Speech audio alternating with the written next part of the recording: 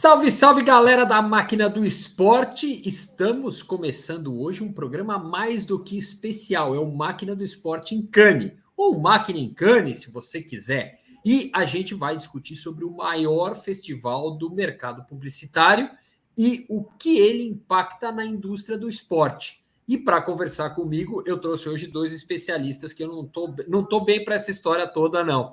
Eu quero trazer aqui para a conversa o Felipe Soalheiro e o Beto Rogoski. Deixa eu trazê-los aqui. Deixa eu deixar vocês grandes aqui, porque a gente conversa melhor. Beto e Felipe, sejam muito bem-vindos. Felipe Soalheiro, que é nosso colunista da Máquina do Esporte, é também o diretor-geral da agência Effect Sports, trabalhando e cuidando do escritório aqui de São Paulo.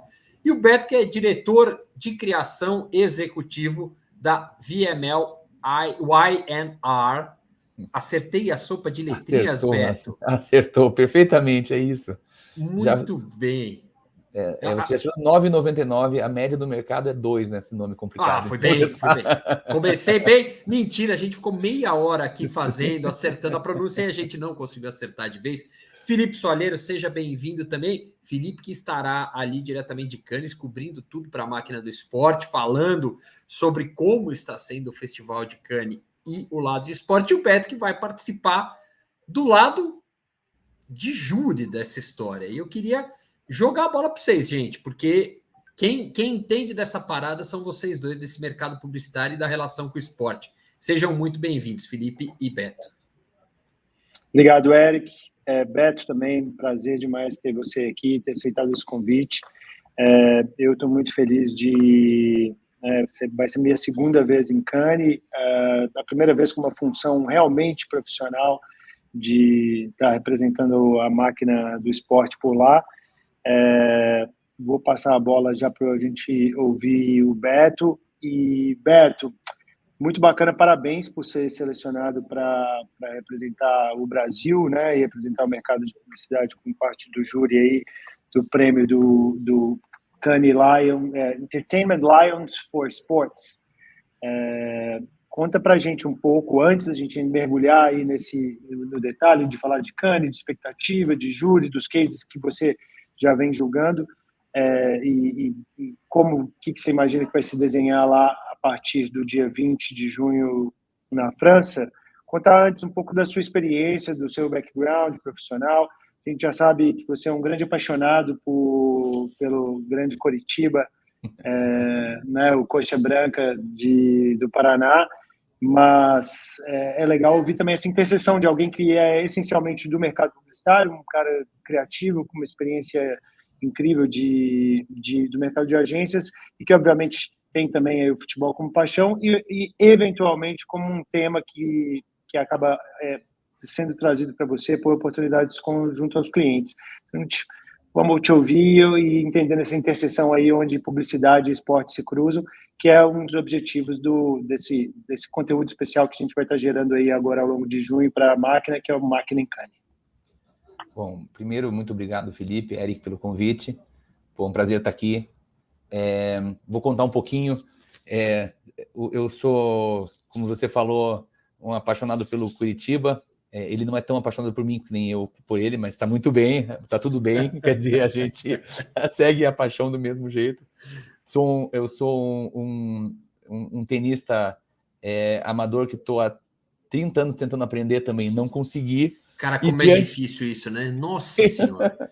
E diante disso, a gente acaba levando esse lado esportista para a nossa profissão da maneira que dá. Como vocês falaram, eu trabalho com criação publicitária já, sei lá, há 20 e poucos anos, em agências de publicidade. E o Festival de Cannes é o grande congresso desse mercado. É o festival de criatividade mais internacional do mundo. Existem outros muito bons, mas eles, em geral, são mais locais. Tem grandes festivais nos Estados Unidos, tem alguns festivais na Inglaterra.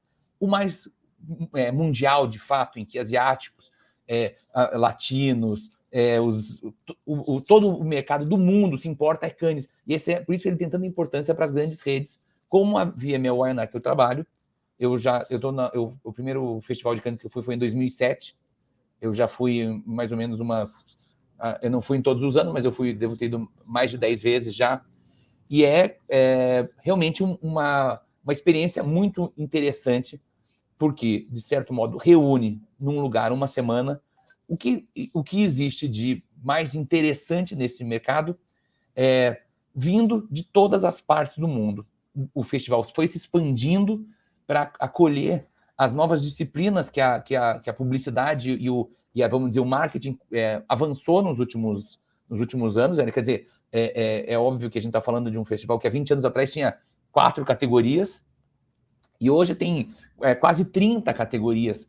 E nada mais natural, porque a gente está vivendo um mundo com uma mídia hiperfragmentada, com disciplinas que não param de crescer, e tudo isso, para que você fale, trate, aborde tudo isso, você precisa de um espaço como o Cannes abre, que traz o melhor de cada país, de certo modo, claro que cada um tentando vender o seu peixe lá, ganhar seu prêmio, dizer que a minha graminha também é verdinha, não é só do vizinho, que é legal, quer dizer, todas as agências querem se promover com isso, mas ao mesmo tempo é um lugar de exposição, mas também de aprendizado, porque você vai lá e você está submetido a uma avalanche de coisas novas e muito nessa fronteira do que está sendo feito de melhor, de mais ousado, de mais interessante, o que as marcas, as empresas, a gente vai falar disso, não vou estragar o que eu tenho para falar tudo de uma vez, mas assim,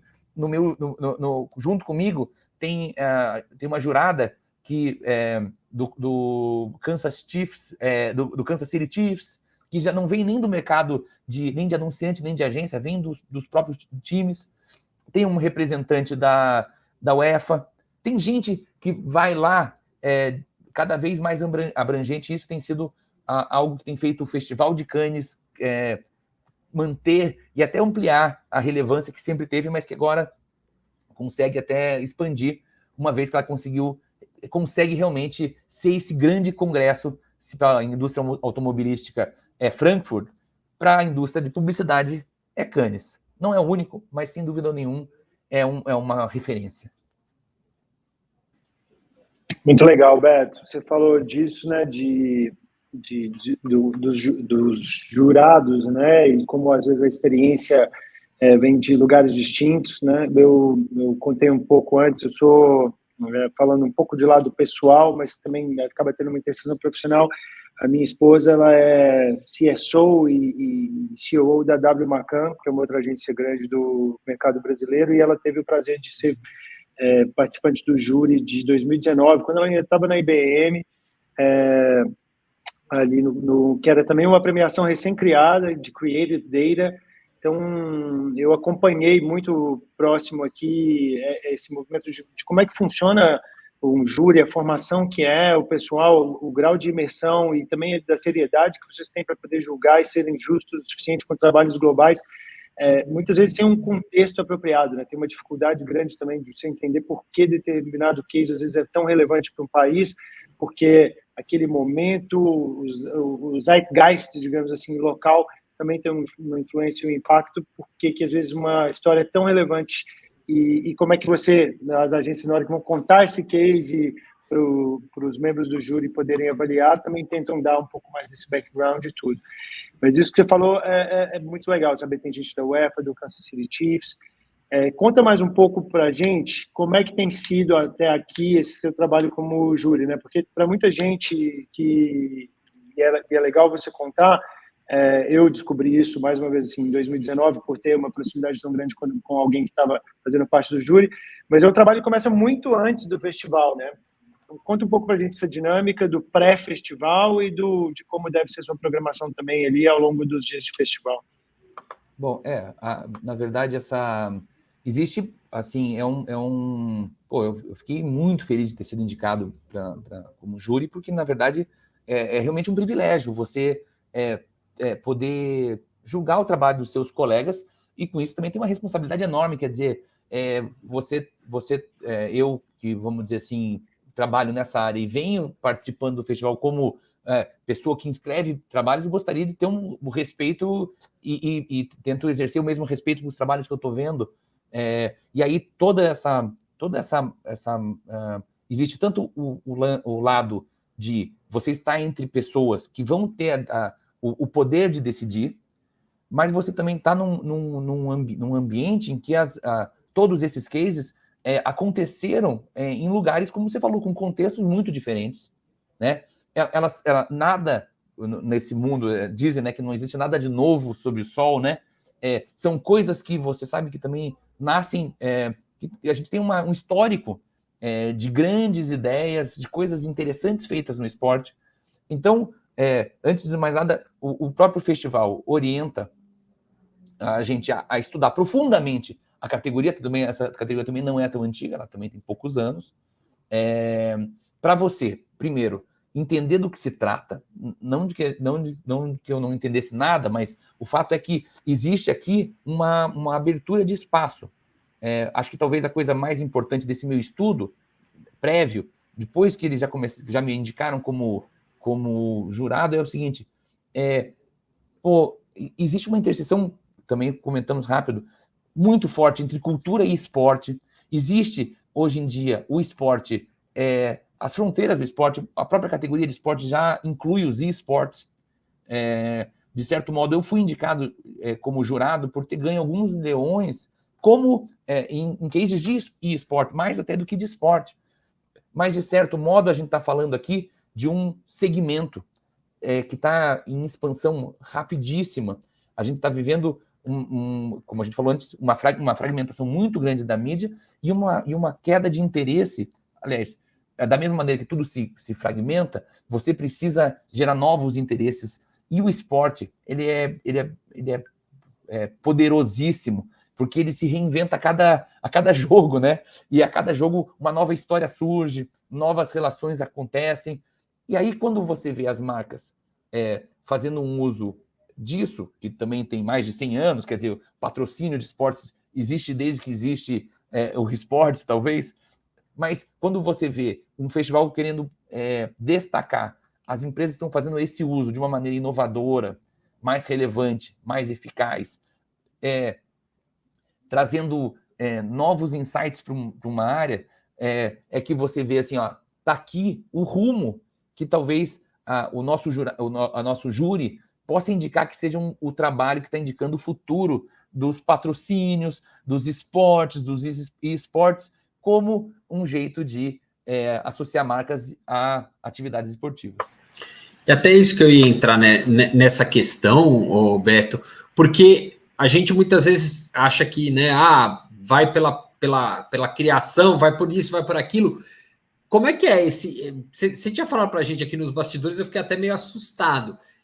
Como é que funciona o júri em si, né? Você chega lá, tem que parar, ficar estudando os cases que você já viu, enfim. Como é que é esse debate até chegar num veredito ali?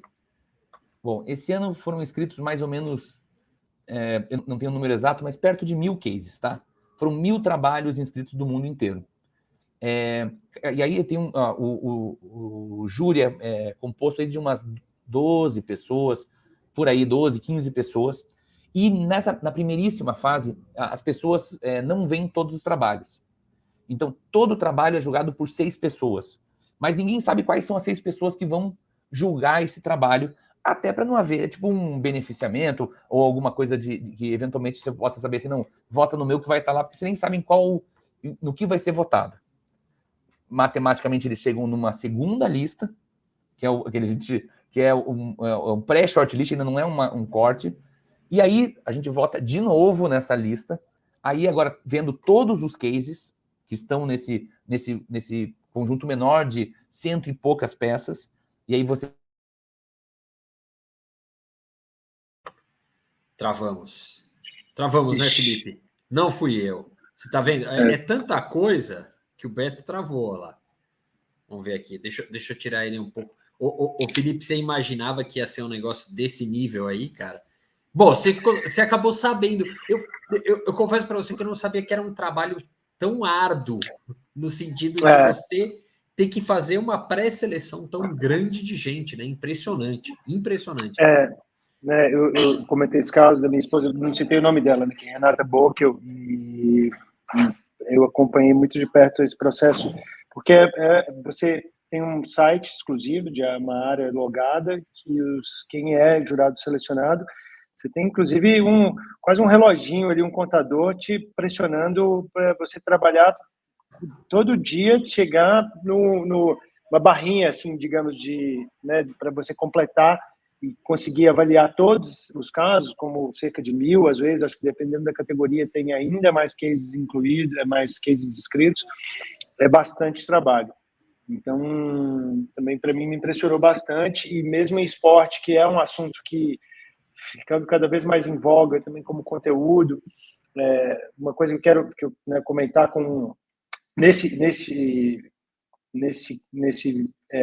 Festival de Cannes de 2019, o grande case, não foi o case vencedor do que eles chamam de Titanium. Titanium quando tem uma premiação que é eleito o principal case entre todas as categorias e recebe o prêmio. Mas você sempre tem, não necessariamente sempre, mas muitas vezes você tem o que é chamado de Grand Prix. Além de você tem o leão de ouro, você tem o leão de bronze, o leão de prata, o leão de ouro, e você tem um Grand Prix em cada uma dessas categorias. Pode ser mais de um, ou de repente até o júri pode acreditar que, assim, cara, não tem nenhum trabalho que brilhou tanto para merecer um Grand Prix. Então, um Grand Prix nem sempre ele é otorgado a um prêmio. Mas em 2019, uma campanha que essencialmente acho que traduz muito bem essa questão de criatividade no estado bruto, né, e o impacto que isso às vezes causa, foi a campanha da Nike, o Dream Crazy, com o Colin Kaepernick, que ganhou Grand Prix tanto na categoria de esporte, quanto também na categoria de outdoor, porque foi assim que a campanha foi lançada originalmente, e a campanha é basicamente uma foto e uma frase, né? E o Colin falava, daqui a pouco a gente puxa essa frase no detalhe, mas ele comentava que era exatamente... Putz, eu vou ter que puxar essa frase porque ela é muito linda. Enquanto isso, eu puxo o Beto aqui para. Vamos ver se o Beto consegue nos escutar e estar conectado, que eu estou vendo que ele está aqui. A gente consegue observar pelos bastidores a posição do Beto quando ele conseguir. Pronto, agora eu acho que dá, hein? Enquanto o Felipe procura. Beto, você está de volta restabelecido. Oh, desculpa, caiu aqui a tecnologia sempre nos pregando peças. Sem dúvida nenhuma. Bom, mas fala, Felipe. Antes de voltar para o Beto. Antes da gente voltar para o Beto, Porque com a sua queda, né, a gente fez aqui, quem sabe faz ao vivo, e aí a gente estava comentando um pouco, mas eu estava fazendo essa ponte falando de como, tanto o trabalho do júri em si, de julgar muitos casos, e pré-Cannes, que especialmente em cada vez mais categorias que geram mais visibilidade, esporte como tema é uma dessas, e puxando para 2019, um exemplo para mim muito bruto e perfeito de criatividade, que Cannes também, né, Cannes Lions se posiciona assim, como festival de criatividade, então eles tentam não se reduzir a um festival da indústria de publicidade, de marketing, fala-se sim sobre criatividade, e um case que ganhou o Grand Prix, tanto na categoria de esporte, quanto também de outdoor, que era basicamente foto e texto do Colin Kaepernick para a Nike, que era o Dream Crazy, e a frase, né, que está nessa texto falava: acredite em algo, mesmo que isso signifique sacrificar tudo, que fazia uma correlação direta com tudo que perdeu o emprego, não voltou a jogar, né? Exato. Então a potência, muitas vezes, que a criatividade tem, mesmo com algo tão simples, entre aspas, de ser criado, né? Então, voltemos para ouvir mais Beto.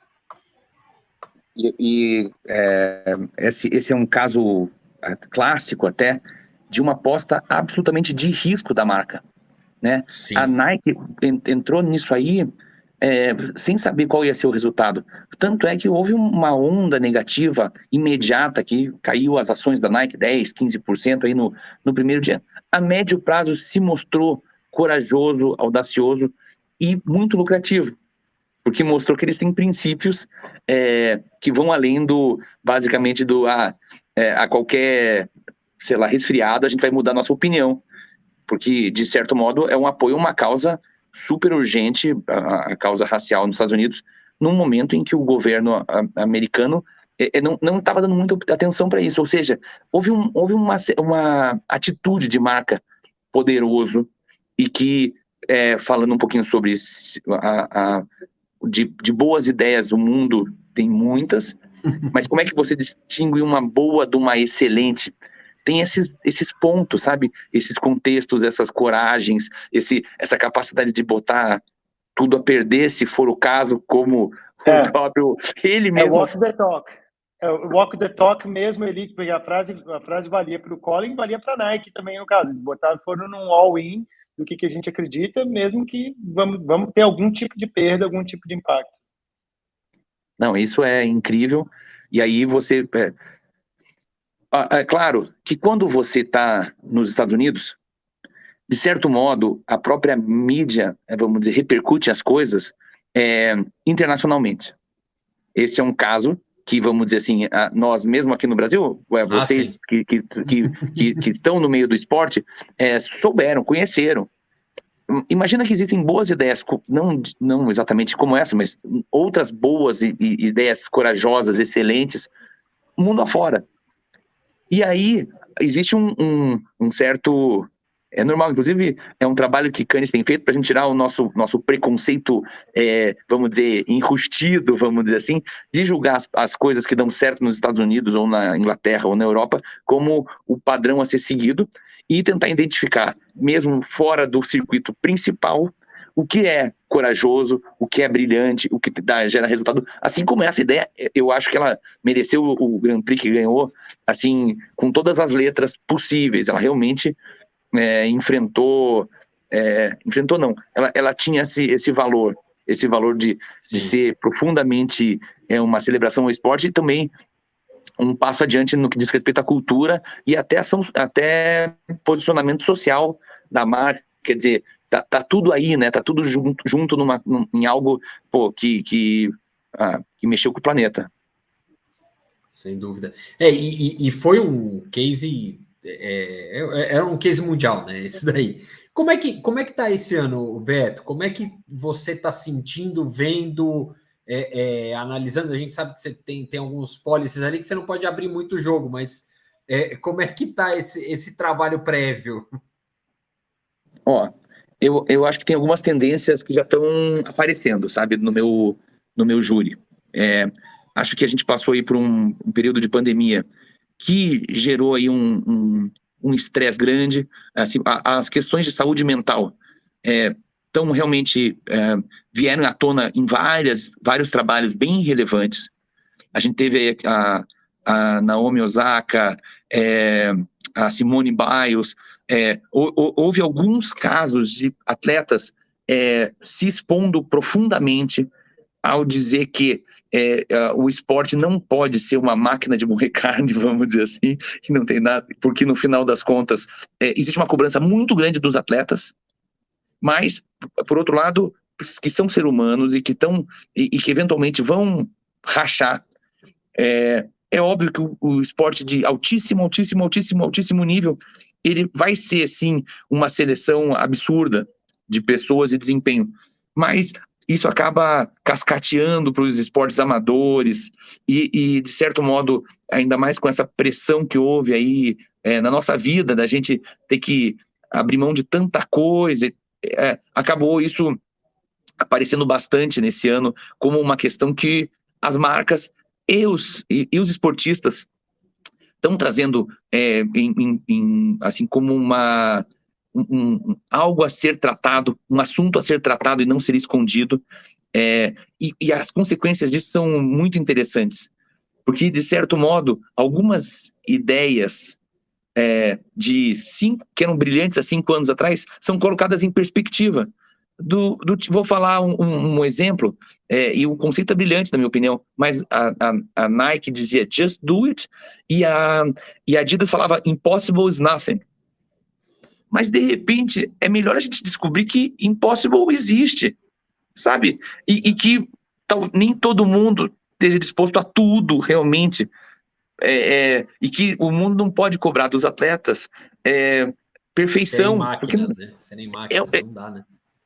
Então, esses grandes movimentos acabam tendo um puta impacto na categoria, e isso, quando você vê isso, assim, tudo junto, há outras questões também, você fala assim, olha só, o esporte realmente é uma grande parabólica do que acontece na sociedade, transformado num algo profundamente humano, né? Que são disputas entre pessoas ou pessoas consigo mesmo, e aí tudo fica absurdamente interessante, emocionante. Então esse foi uma tendência desse ano do júri, pensar realmente no esporte e as suas consequências na saúde mental das pessoas. E você falando disso também, né? Tenho lido sobre a programação. Eu estava essa semana também tentando desenhar um pouco da minha programação lá das palestras, porque até para também dando um pouco mais de contexto para alguém que está começando a entender ou conhecer um pouco sobre o festival do Cannes Lions. Você tem um lado todo de premiação, do qual a gente está falando aí, o Beto vai ser jurado, né, distribuído em diversas categorias. Perdemos Beto novamente? Não? Perdemos, mas pode seguir o jogo. Tá bom. Você tem as diversas categorias, mas também é um evento que você tem uma programação paralela de palestras e encontros que é muito rico, porque você tem CMOs das principais marcas do mundo, e aí, de novo, a gente não está falando só de esporte, apesar de que a gente também está falando também de esporte. Então, nesse ano, a gente tem gente lá que vai participar das palestras da Nike, da Adidas, da NBA, da NFL, além de outras marcas que não são necessariamente, né, endêmicas do universo do esporte, mas que investem muito em esporte, como a AB InBev, a Pepsi, Coca-Cola, gente do lado de mídia que também está envolvido nisso e às vezes, muitas vezes, está participando de uma programação e de uma palestra que fala exatamente sobre esporte, como Netflix, Disney, Led Bible. Vai ter também o pessoal de Activision, Blizzard lá também falando sobre a evolução do esportes, né? Exatamente. E aí, conectando com o que o Beto estava falando sobre, né, caso de saúde mental, mas um tema que permeia muito e cada vez mais é de sustentabilidade. E aí, de uma forma ampla também, né, do ESG, do que isso quer dizer, e do environmental, social. Me fugiu, o que é o G de ESG? Governance. Foi, Beto. Governance. Governance. Desculpa, gente. Exatamente. O Beto, não tem problema, não tem erro aqui. Eu vou deixar você no meio aqui, nossa. Então a gente vai conversando assim. Se bem que agora com o Beto voltou para o computador, aí dá para deixar a imagem dele mais alta, que a gente vai fazendo, não tem problema. Faz parte do show. Além do aprendizado que a gente teve na pandemia né, de que o atleta não é uma máquina, que todo mundo precisa de um break, precisa ter aquela pausa, precisa ter aquele momento para acalmar um pouco. Até porque, né, se a gente fala contigo, né, Beto, um diretor de criação, o que a gente mais precisa é ter o ócio ali, da cabeça tá vazia um pouco, às vezes, para criar, né? Porque senão não sai. E até isso, você falou, o Felipe estava falando um pouquinho dessa questão, né, de como as marcas têm mudado um pouco, como lá em Cannes mesmo, você tem vários outros elementos, né, que somam, né? Não é só porque no fundo é aquilo, não é só uma grande festa ou um grande prêmio ali que acabou, né? Tem muito trabalho por trás, né?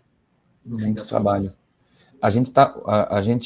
A interseção do, vamos dizer, eu que sou um criativo, vamos dizer, eu estou indo lá para me atualizar, para tentar cacifar alguma agência, os anunciantes que confiam na nossa agência, mas a gente está vendo de certo modo, a gente tá falando sobre um segmento que está passando por transformações muito profundas. O esporte, ele é um veículo de comunicação muito antigo, né? Quer dizer, o patrocínio na camisa é um dos anúncios mais antigos que existe, né? E tantos outros, quer dizer, baseados no esporte. Você vê comerciais com o Pelé, assim, desde o primeiro dia que existia uma televisão no Brasil, provavelmente tinha um comercial com o Pelé, o outro grande jogador de futebol brasileiro. A Tetra Pak fez ação com o Pelé na Copa de 58, né? Exatamente. The original influencers, né? Os atletas são, vamos dizer, os americanos, esse role model, né? Quer dizer, que eles, inclusive, nos Estados Unidos, os influencers, os maiores nomes do Instagram talvez sejam o Messi, o Cristiano Ronaldo e o Neymar, talvez sejam um dos três, entre eles. O Cristiano Ronaldo é o maior do mundo. É o maior primeiro cara que passou de 450 milhões de seguidores.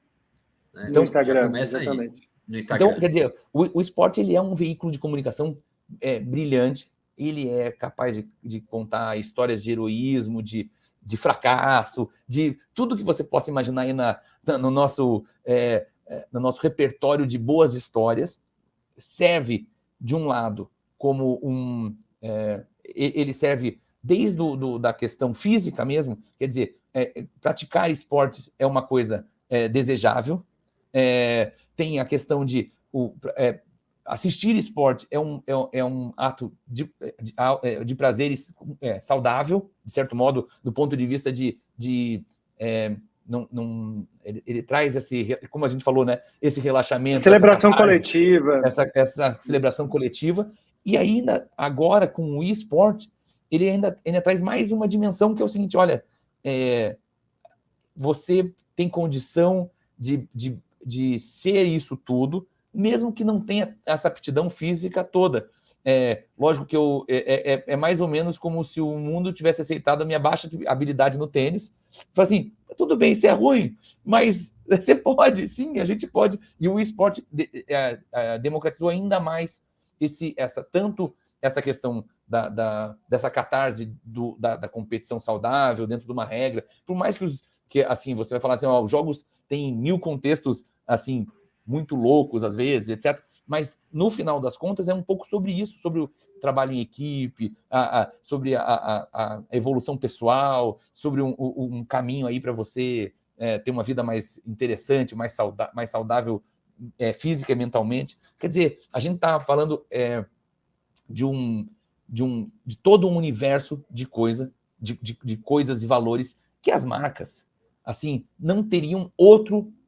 Existem outros lugares, mas não teriam um outro lugar tão, vamos dizer, consolidado, sério, feito como os esportes. E por isso ele tem tudo para ser algo que chama muito atenção em Cannes ou em qualquer lugar que vai, né? Como um negócio, como um business. Pô, ele é impecável, ele entrega demais, ele devolve tudo que as marcas colocam nele com sobra. Esse eu acho que é um ponto interessante, porque é isso mesmo, devolve com sobra, né? Não tem... sobra mesmo, não tem como. E, Beto, né, estava lembrando aqui, enquanto você falava um pouco antes sobre, né, quando o esporte transcende o esporte, né, e vai para a cultura, e vai para... É um tema que permeia tudo, as relações pessoais, as relações familiares. A gente brincou, não te conhecia, a gente foi apresentado pelo Rafael Pitangui, que foi presidente do júri de esporte de 2021. Ainda o evento estava, como é que fala? Ainda online, virtual, né? Uhum. A última edição presencial tinha sido em 2019, 2020 e 2021. 2020 basicamente nem teve, não é isso? Não teve. E 2021 retomou de uma maneira virtual. O Pitangui, que também é VML YNR, acho que eu superei você nessa aí, Eric. Foi bonito, foi presidente foi bem do de júri primeira, de esporte. Eu conheci o Rafael, a gente trabalhou junto na África, na agência de publicidade, muita gente bacana do mercado passou, e um case de esporte, em teoria de esporte, né, que foi o vencedor do Grand Prix do Entertainment Lions First de 2021, uma campanha, um case criado pela África para candidatura da cidade de Sala, na Lapônia, para receber os Jogos Olímpicos de Verão em 2032. Se não me engano, é 32 e não 34. Posso estar um pouquinho errado aí nas datas, agora vai me escapar um pouco. Mas, e aí a ironia está toda na história assim, mas espera aí, não é a Olimpíada de Inverno que eles estão se inscrevendo? Não, eles se inscreveram para a Olimpíada de Verão, porque chegar em 2032, a gente não vai ter mais neve aqui, do jeito que está o aquecimento global, enfim. E acho que esse gatilho que você tem quando uma boa ideia, uma ideia potente, é capaz de transcender, não é sobre o fã de esporte, não é sobre o cara que está sentado e o patrocinador e uma ativação para fazer algo divertido, não é meramente sobre isso, né? E a própria campanha que a gente estava citando antes também de Nike e o Dream Crazy com Colin Kaepernick, também são campanhas que geram um impacto muito grande na sociedade. Então, legal. E aí, eu queria aproveitar esse gancho, né, para falar, o Pitangui que a gente está comentando, ele volta a Cannes como jurado mais uma vez agora, volta presencial, dessa vez e vai ser jurado de Glass, certo? Da categoria. Queria que você contasse um pouco da categoria de Glass. E, né, a gente tem um case brasileiro também que foi anunciado, a gente está gravando esse podcast hoje, segunda-feira, dia 13, e ele foi anunciado, se não me engano, sexta-feira, talvez, que saiu o primeiro shortlist de Glass, que é um dos principais prêmios que tem, e a gente tem um case brasileiro entre os finalistas, que é o case da Centauro, criada pela Tracy Locke, com a Aida dos Santos, do uniforme que nunca existiu, que é uma coisa linda também. Eu estava reassistindo esse videocase antes da gente começar o papo aqui. Mas conta pra gente um pouco dessa premiação de Glass, como é? Bom, e olhando até, pensando como assim, as fronteiras ficam difusas quando você começa a pensar em que o esporte pode ser veículo para tanta coisa. Este é um case que foi inscrito também na categoria de esporte, porque no final das contas é uma correção histórica de uma injustiça absurda de uma atleta brasileira que de repente chega numa Olimpíada para representar um país, não tinha nenhum uniforme para vestir, porque no final das contas ela foi tão subestimada na época que ninguém acreditou nem que ela fosse chegar. Ela chegou lá com dinheiro próprio, e é uma história linda, contada nos passos de uma atleta, mas que mostra o tanto de questões de gênero, raciais, que ainda a gente tem no país e no mundo, e que precisam ser, vamos dizer, corrigidas. E uma história de um atleta finalista em Glass, que é a categoria que julga ideias que tentam corrigir, que falam sobre desigualdade de gênero, que é uma questão grave e global, que Cannes resolveu abrir um espaço à parte para falar dessas questões, para que elas para que elas tivessem um voz. Tiver voz, né? Ser representado ali, né? A gente vê que é algo que precisa mudar, né?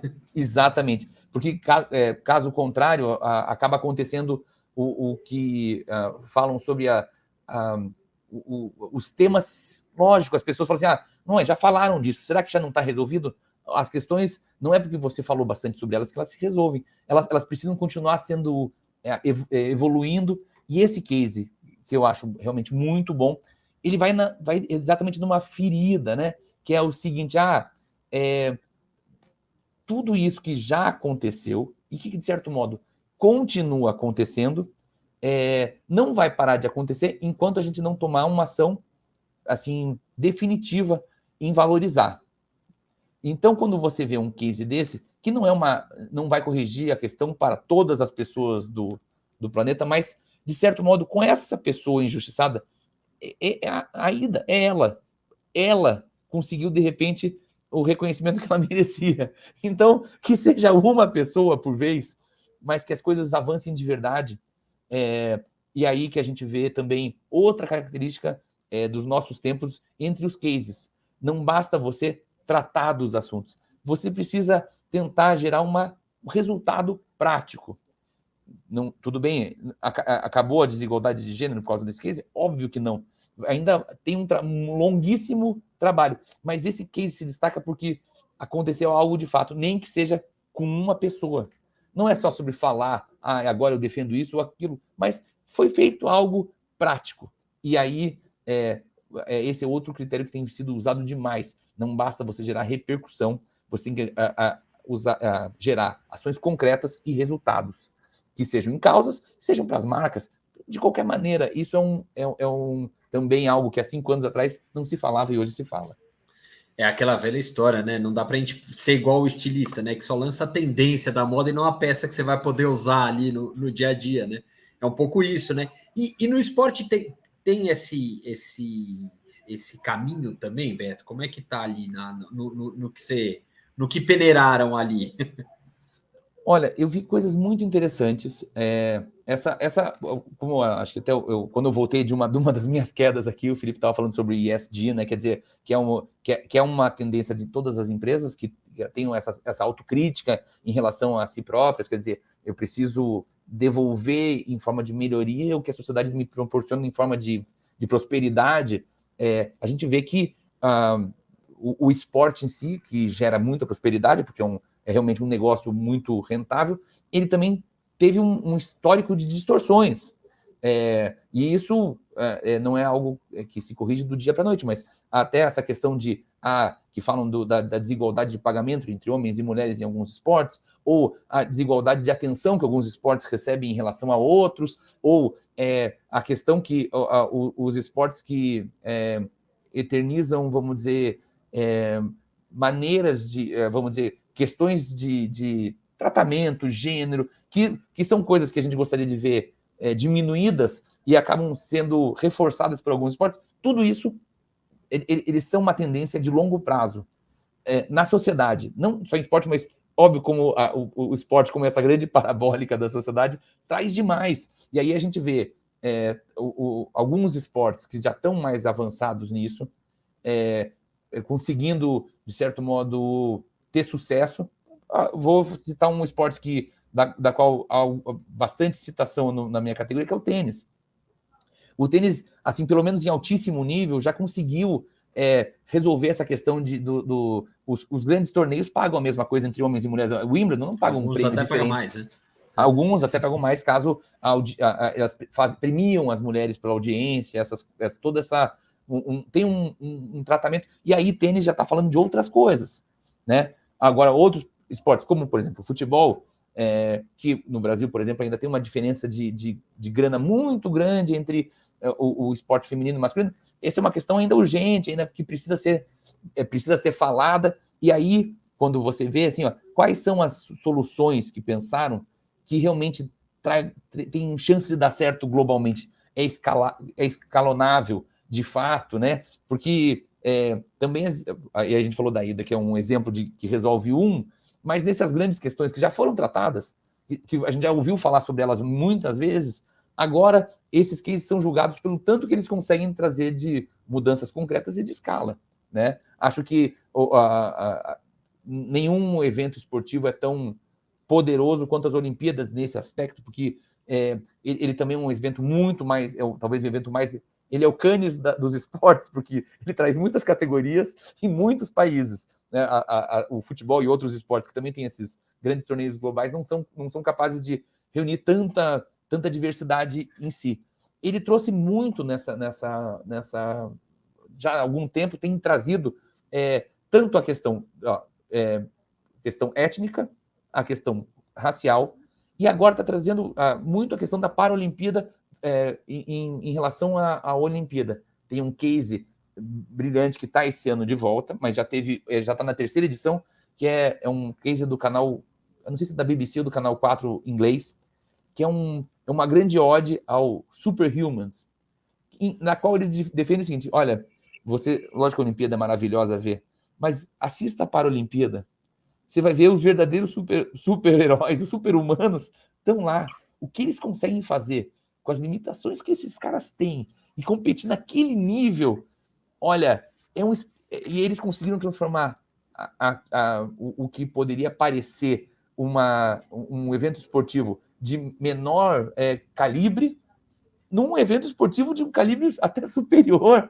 E isso tem impacto, porque gera audiência, gera dinheiro, gera negócio, gera patrocínio, gera transformação. Aí a coisa realmente... Esse é um case que vem tendo destaque há muito tempo e esse ano está concorrendo de volta, e é um case de conteúdo que eu adoro.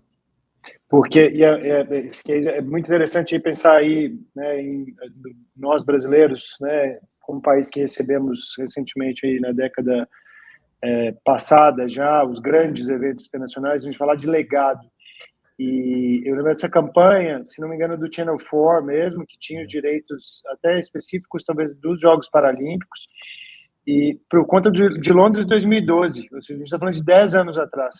O fato de Londres ter recebido os Jogos Olímpicos e Paralímpicos daquele ano fez com que o canal que tinha os direitos de transmissão do evento criasse uma campanha, que essa era dos Superheroes e Superhumans, né?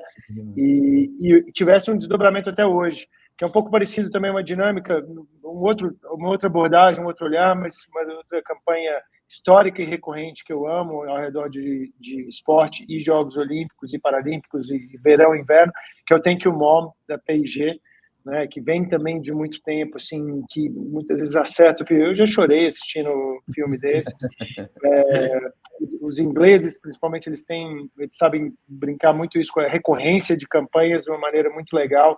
Você tem, me fugiu agora também o nome da loja de departamentos que sempre lança o comercial deles de Natal, que todo mundo espera e, assim, tem coisas brilhantes, né, então, né, Beto? Bom, até você falou agora... É a Harrods? Não é, né? Não. É uma loja também londrina, né? Mas já vai voltar. Eu ia comentar isso com você em relação a vamos dizer, o Canal 4 fazendo do evento que tem... John Lewis, que tem tantos filmes brilhantes. Eu ia comentar um pouco sobre... de certo modo, lógico que o esporte nacional brasileiro, os times de futebol brasileiro apostam bastante no próprio desempenho como, vamos dizer, a fonte da popularidade. Eu vou ser popular se eu ganhar mais jogos, né? Investir no meu desempenho. E tem um case brasileiro desse ano, que é a história do pior time do mundo, que é o Ibis.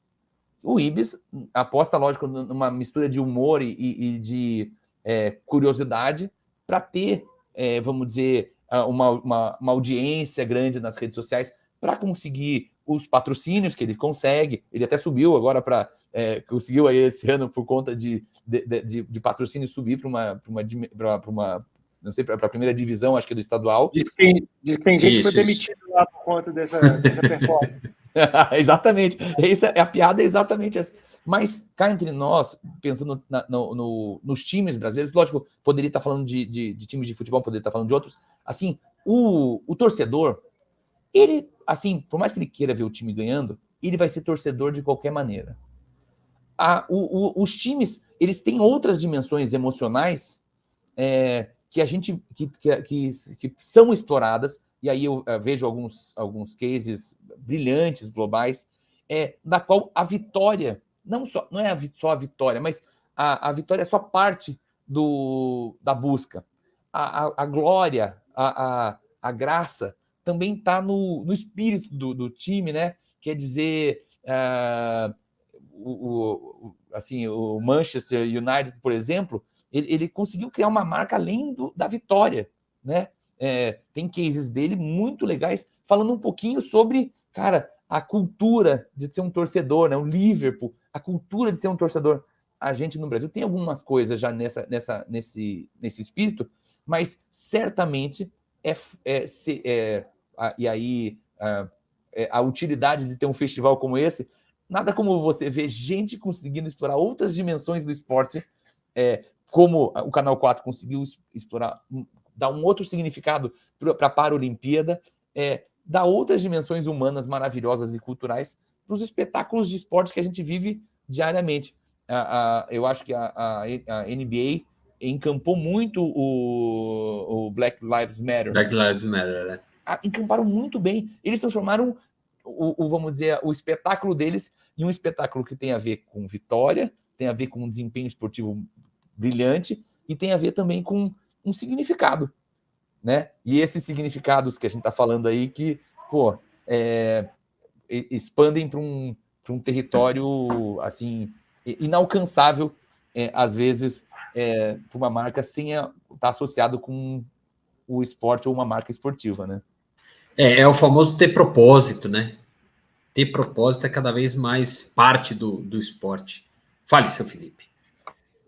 Bem, vou perguntar para Beto agora. A gente já tocou algumas vezes nesse ponto e acho que é legal dar um pouco mais de contexto também para os não iniciados. E agora falando especificamente, né, para o público da máquina do esporte, sobre esse prêmio do Entertainment Lions, sobre esses prêmios, né, sobre o júri do Entertainment Lions for Sports.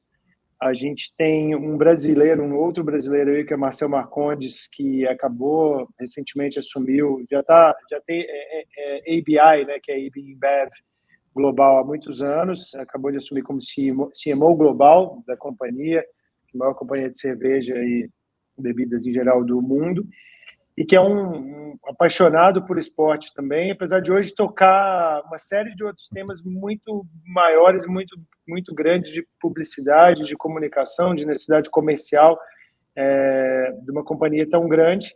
É um Ponte Pretano fanático também, ainda acompanha, sofre, volta e meia a gente se fala ali pelo WhatsApp, dividindo, eu sendo um pouco de ombro para ele chorar as pitangas da Ponte, não está vindo tão bem ultimamente, e ele vai ser o presidente desse júri de esporte, né? Sempre foi um cara muito apaixonado. Eu conheci ele, a gente trabalhando no projeto da Copa do Mundo de 2010 na África do Sul.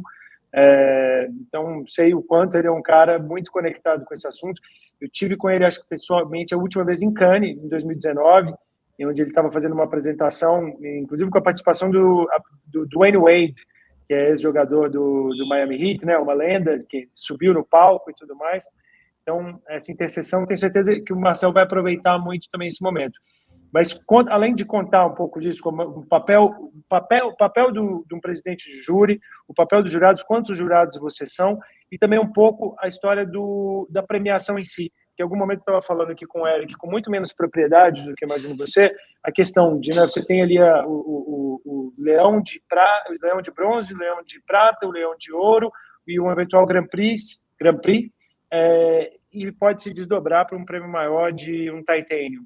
Mas conta isso mais um detalhe, porque eu mesmo já provavelmente sei muito menos do que você sobre esse assunto, Beto. Bom, a gente até comentou, não lembro se foi aqui já ao vivo ou não, mas são mais ou menos acho que são 12 ou 14 jurados na categoria. Eu achei muito interessante a composição, porque realmente expandiu aí a fronteira das agências.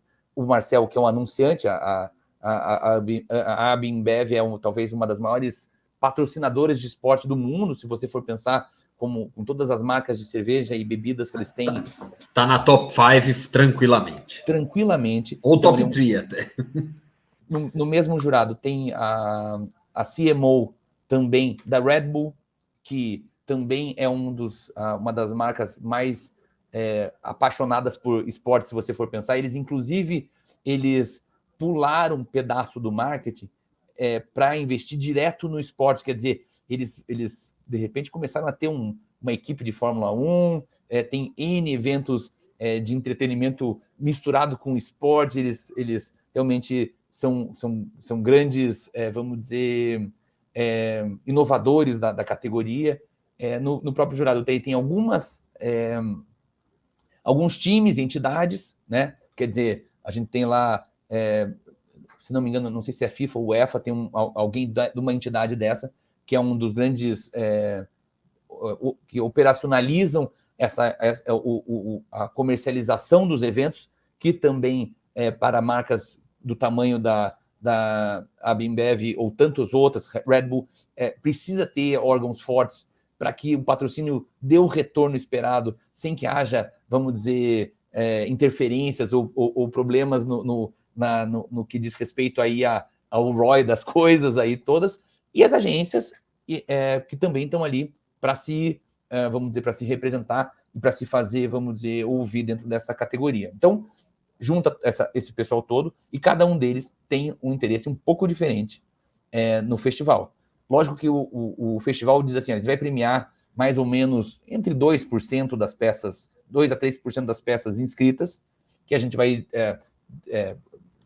eleger como os melhores do mundo. O Grand Prix de cada categoria a gente poderia dizer assim, este é o futuro da categoria. Isso aqui, para a gente, é o que resume para onde nós estamos indo, como a ideia que nos carrega para frente, né? O Leão de Ouro são os runner-ups ali que tem um valor, talvez o mesmo valor, mas, de certo modo, representam o melhor que está sendo feito no mundo hoje, o melhor do melhor, e aí prata e bronze representando coisas feitas com muito valor, porque dentro de um prêmio de esporte tem muitas pequenas subcategorias em que você pode inscrever. Por exemplo, o melhor relação com uma celebridade, o melhor conteúdo longo de esporte, o melhor uso de tecnologia, o melhor uso de inovação dentro quer dizer, tem um monte de pequenas subcategorias que aparecem ideias brilhantes também, e que aí, no final das contas, eles acabam competindo por esses pratas e bronze, porque eles não conseguiram representar exatamente o futuro do esporte, da comunicação, do marketing para o esporte, mas representam o melhor em disciplinas, né? Então, eles têm valores de ser destacado, porque o mundo inteiro está prestando atenção neles, e são eles que vão, de certo modo, ser estudados na faculdade de comunicação, e dizer assim, pessoal, vejam isso aqui, olha que legal.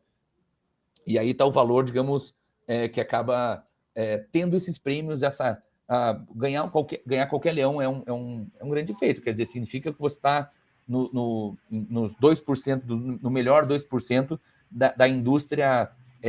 Lógico que existe aí umas barreiras de entrada, mas, assim, de qualquer maneira, o que as grandes marcas do mundo conseguiram realizar no ano, sabe? Então tem aí essa busca por um júri que seja absolutamente representativo, quanto uma premiação que represente o melhor do que foi feito naquela categoria. E aí, lógico que é impossível dizer que é totalmente justo, mas eu acho que tem um interesse muito grande do festival de que ao ser o melhor possível, ele tenha mais valor e se repita no outro ano com mais valor ainda, e o prestígio continua crescendo e não se diluindo por qualquer outra coisa. Você falou, Beto, né, batendo esses números, assim, acho que você chegou a comentar em algum momento, são cerca de 1.000 trabalhos inscritos só na categoria esportes, certo? Certo. Desses 1.000, 2 a 3% vão receber algum tipo de prêmio, certo? E aí a gente está falando de 20 a 30 cases entre os 1.000 que vão ser premiados, seja com bronze, com prata ou com ouro. E aí, talvez 1, 2, ou talvez às vezes 0 também, né? Que acontece de nenhum receber um Grand Prix, porque nenhum, naquele ano especificamente, você vai ter aquele olhar de que, esse é um case que define o futuro desse mercado, certo? Exatamente. Existe, vamos dizer, o júri, assim, tem ali alguns cuidados que o próprio festival toma para que não desande, mas, no final das contas, eles colocam um critério macro de, assim, a gente esses 2%, o júri pode, por exemplo, variar, ele fala assim, realmente não tem um GP, ou não tem nenhum ouro nessa disciplina. Isso não é combinado previamente, isso é feito na sala de júri, mas existe sim alguns cuidados que eles tomam, até estatísticos, para que a gente esteja realmente tendo que apertar o critério ao máximo, para que não vire também o que falava com o jogo de comadre, né? O jogo que é combinado, porque imagina que e os interesses também que sejam, no mínimo, não que sejam contraditórios, mas que tenham algum tipo de Red Bull versus AB InBev, não estou dizendo que eles vão brigar de jeito nenhum, eles vão chegar a 1.000 acordos, mas tendo os dois no júri, você sabe que tá todo mundo se cuidando ali para que a coisa aconteça da melhor maneira possível. Todo mundo tem que ter um pouco de voz nessa equação aí, porque é daí que nasce o prestígio do festival de dizer assim, prestem atenção nisso, que é legal. Muito bem. Seu Felipe Soalheiro, a gente chegou a 1 hora quase de gravação aqui, de programa, que eu acho que agora já está na hora da gente falar assim, depois do prêmio, a gente volta para falar de o que aconteceu, né? Exatamente. Acho que o plano é esse, de um jeito ou de outro, a gente vai conversar com o Beto posteriormente, ainda não sabemos se vai ser um podcast, de fato, um novo episódio, mas lá em Cannes também planejo em algum momento a premiação do Beto já começou, por mais para clichê que pareça, mas se termina a entrega na terça-feira, não é isso? Dia 21 já, que é comecinho de festival, Beto. E aí acho que a gente vai ter um tempo livre também, a gente marca um papo por lá e de repente a gente faz alguma coisa, porque para dar esse parecer de alguém que esteve ali dentro também, é sempre legal falar dos cases premiados, porque sempre sai muita surpresa. A gente citou aí o case que eu acho que desponta como um dos favoritos, que é esse de Centauro, da Tracy Locke, que é, inclusive, né, a gente até chegou tivemos um conflito de agenda com o Daniel Ottoni, que é VP de criação da Tracy Locke, que agora não existe mais, porque, na verdade, a Tracy Locke, na semana passada, anunciou-se que estão juntando com outras agências do grupo e voltaram a ser, de certa forma, o grupo voltou com a marca DM9, então o Daniel Ottoni assume como VP de criação dessa marca. É outro apaixonado por esporte. Esse conheço dos tempos de Belo Horizonte, atleticano como eu. Tinha mas que falar, um cara, né? Apaixonado. Ele não conseguiu, ele precisou falar, Beto. Ele precisou falar uma hora. Ele tinha... Tava indo bem. A gente sempre tem a máfia do pão de queijo, ela está sempre espalhada por aí no mercado de publicidade. Você tem esses clusters assim, né, de gente do sul, do Paraná, gaúchos principalmente, né, Beto? Alguns mineiros, alguns cariocas, eu e o Beto falando alguns amigos em comum. Enfim, quero aprender muito com o Beto, essa experiência aí que ele tem de muitos anos de festival. Eu sou um iniciante e, como correspondente da Máquina do Esporte, poder